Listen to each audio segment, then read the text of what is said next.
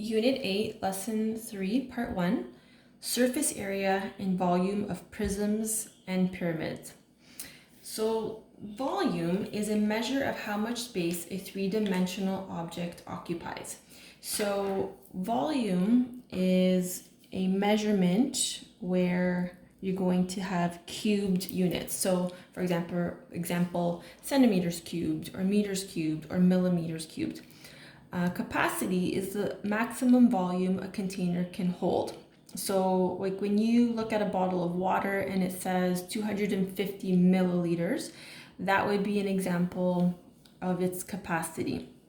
So capacity and volume are related because they are both measured in cubic units.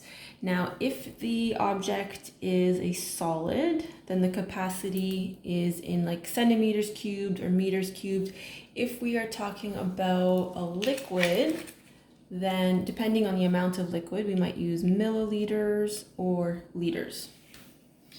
Now, milliliters and centimeters cubed are related. So 1 liter or 1,000 milliliters is equal to 1,000 centimeters cubed. So what that means is 1 milliliter in terms of its volume takes up 1 centimeter cube of space. Now we're going to be looking at volume and surface area of prisms and pyramids. So let's go over the formulas that you're going to need for the lesson. So for a prism, so this is a rectangular prism, the volume is the area of the base. So the area of the base here is shaded, and then you just multiply that area by the height.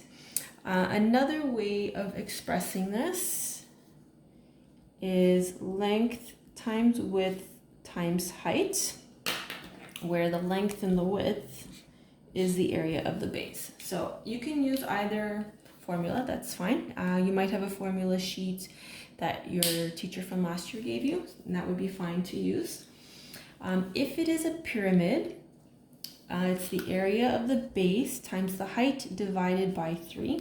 So this is the base right here. So again, we're talking about square base pyramids. So that is like saying the length times the width times the height divided by 3. So either formula being used is fine. So let's do an example together. So we're given a square-based pyramid here. It says determine the volume round to the nearest cubic meter. So whenever you're doing any calculation with volume, you must include the formula. So this is, you can use either one. I've done both of them here. So we're gonna just continue on. And you'll notice that when you do your formulas, you should have V's and equal signs all lined up. So one thing I like to do is if I'm given a diagram like this, I like to label my variables.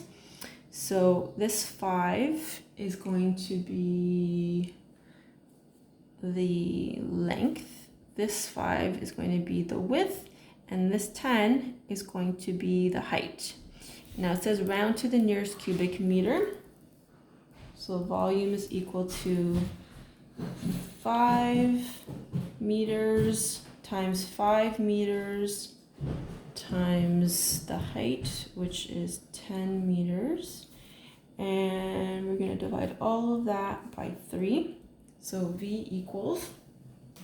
So then because this is all being multiplied, you can do that in one step. So 5 times 5 times 10, and then divide it by 3. You're left with 83.3. So it says round to the nearest cubic meter. So that means the nearest whole number.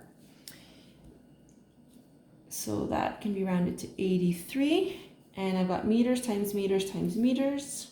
So that's meters cubed.